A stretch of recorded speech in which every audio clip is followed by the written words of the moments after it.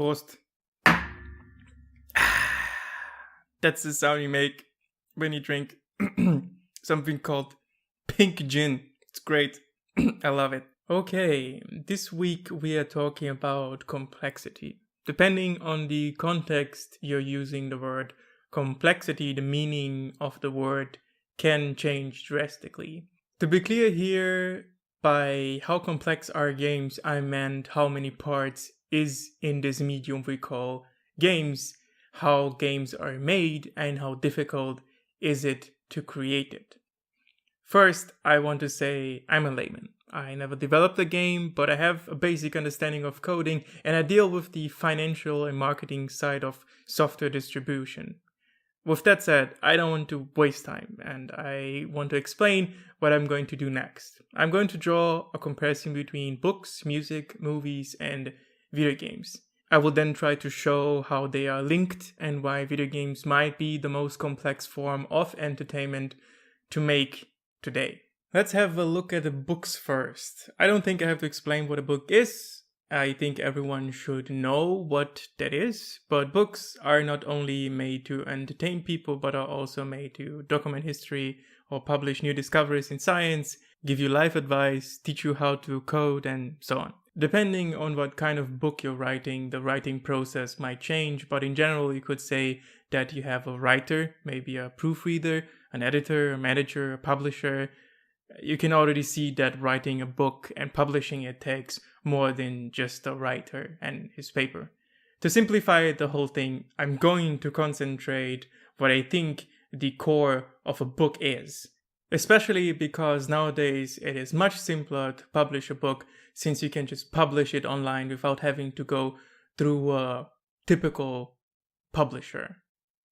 At the core of a book, there is the writer and his preferred writing tool. The writer has full control over the story. They can decide where and when the story is placed, who the characters are and how they behave, why characters do certain things and how their actions impact their lives and their stories. The only thing that constrains a writer is their imagination and their ability to put their ideas into words. A book is therefore made only of one dimension, and I don't mean that as an insult. It literally has only one dimension, that being the words and the story. Since books are descriptive, the reader is able to imagine how characters and places look like and how they sound like, and that is the main strength of a book. I can't be disappointed by how a character looks like because my mind created that character. I can't be disappointed by how a character acts like because everything is happening in my mind. I can't be disappointed by the delivery because I'm reading the story and nobody else. That leads us directly to our next entertainment medium, music. Music is a little bit misleading here. I thought it would sound great if the category was named music, but I meant every form of entertainment that can be enjoyed by hearing. For example, if you are only listening to this right now, that would also mean music in this context. Either way, music production is as difficult as the production of a book.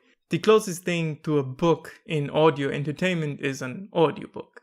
If we would break down everything you need for the production of an audiobook, you would need everything you need in the production for a book, meaning a proofreader, editor, manager, and so on, plus casting a voice actor, sound editor, maybe an audio effects artist, and much more. We're going to cut everything down here as well, because I don't think there's enough time to show you how many people are involved in only the production of an audiobook. We're going to simplify everything here again. So I would say at the core of every audiobook there is the writer of the story and his preferred tool of writing, as well as the voice actor and the recording and editing equipment. Books and audiobooks are pretty close, but an audiobook adds a second dimension to the whole medium. It gives the book a voice. I still can't be disappointed by how a character looks like, because my mind created a character. I still can't be disappointed by how a character acts, because everything is happening in my mind, but now I can be disappointed by the delivery, because I'm listening to the story and not reading it. Being a good audiobook voice actor takes time and practice, And it's much more than just reading a book and recording your lines. If the delivery of the voice actor is bad, it can break the original book. But in some cases, the delivery of a voice actor can also save original book. The main thing here is that with the added dimension, the product becomes more complex. It has more moving parts, being the writer and voice actor, and it takes longer to produce. What about music, the thing we listen to on streaming services? Well, it isn't much different than an audiobook. It still needs someone that writes the song, a person that sings the song, and then edits it. The process might be shorter for a song, but the complexity stays basically the same. The next thing in this hierarchy of dimensions, I would say, are movies. I think I don't need to mention that you would need everything else you would need in a book production or music production here as well. In short terms, at the core of a movie, you have again a writer, this time actor or actors, and a person that records the actions of the actors and edits the footage. If you want to drill down, you would need a person that watches for inconsistencies between takes, a person that does the makeup, a person responsible for the audio recording, a person responsible for the audio effects. But I'm trying to keep it simple. With the added dimension, that being the visual medium, the complexity of this medium is factors higher than a book or even an audiobook. You can imagine it like a mathematical formula. If a book represents a 2, music is represented by a 2 square, and a movie is represented by a 2 exponent 4. In this medium, I can't be disappointed by how a character looks like because they are depicted visually. I can't be disappointed by how a character acts like because everything is happening on screen. And I can't be disappointed by the delivery because an actor is speaking on screen. Now imagine an entertainment medium that pushes this already ridiculous complexity to its extreme. Fellow humans, I present you games. Now many indie devs and fellow gamers would disagree with me that a game needs a story, basically defeating my point that a game is 4-dimensional. The first dimension is the story, like in a book. The second dimension being music, like in an audiobook. The third dimension being the visuals, like in a movie. And the fourth dimension being the player input, or gameplay for short. To counteract that, I want to present you with a metaphor. Imagine games being popsicle houses.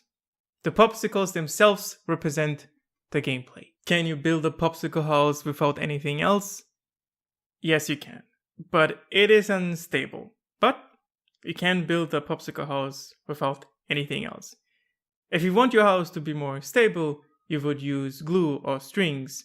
The glue, in this case, is the story. It makes the gameplay stick. It gives the player a reason why they are doing what they are doing.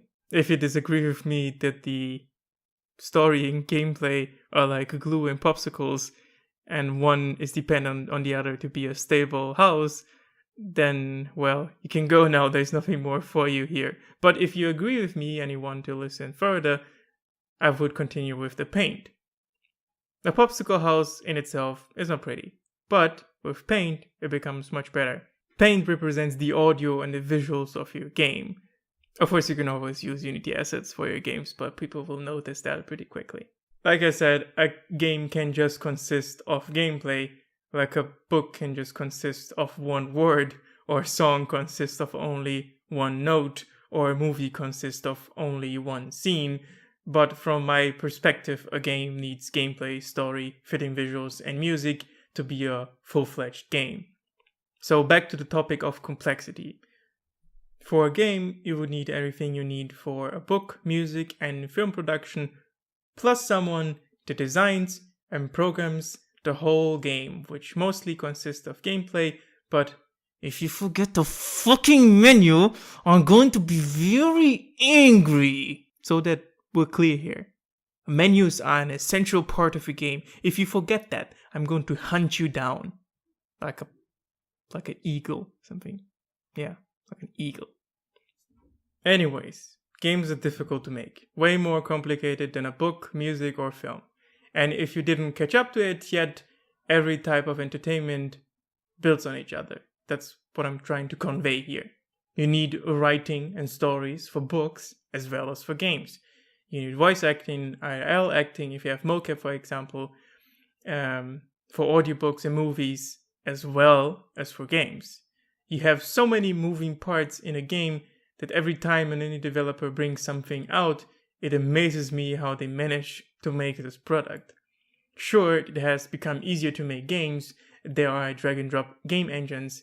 Game engines in general have become much better and more flexible, but still, it amazes me. The cost of making games has also gone down since we all have potentially a personal game development machine called a computer in our homes. The thing is, I can imagine writing a book, not a masterpiece, but a decent book. I can imagine making music, not the best song in the world, but an enjoyable song. I can imagine making a movie even. You could even call this YouTube video a movie. It's not great, but I hope it's enjoyable. But I can, for Melitelli's name, not imagine myself making an enjoyable, acceptable, and decent game. For everyone that couldn't follow or didn't understand what I said, here's the TLDR. Entertainment for me exists in dimensions, ranging from 1 dimension to 4 dimensions, the 5th dimension coming with VR, but I didn't want to go down that path. With every dimension, the complexity of the entertainment increases, meaning time, resources you have to put into making the product increases. Books have 1 dimension, that being the story. Music has 2 dimensions, that being the story and the audio delivery. Movies have 3 dimensions, being the story, audio delivery, and visual delivery. Finally, games have 4 dimensions, that being everything I mentioned before, plus the gameplay, making the most complex form of entertainment for now. If you want to show this to anyone, I actually timestamped the last part of the video and wrote this whole part in the description, because I know this is a long video for such a easy topic. Sorry about that, but I want to formulate my thoughts into a video for this week. Break the mold a little bit. I hope I could explain what my thoughts and feelings are about this medium we call game that is very complex and I deeply enjoy. Thanks for listening. I have nothing more to say. I hope you enjoyed the video. Take care of yourselves and have a nice day.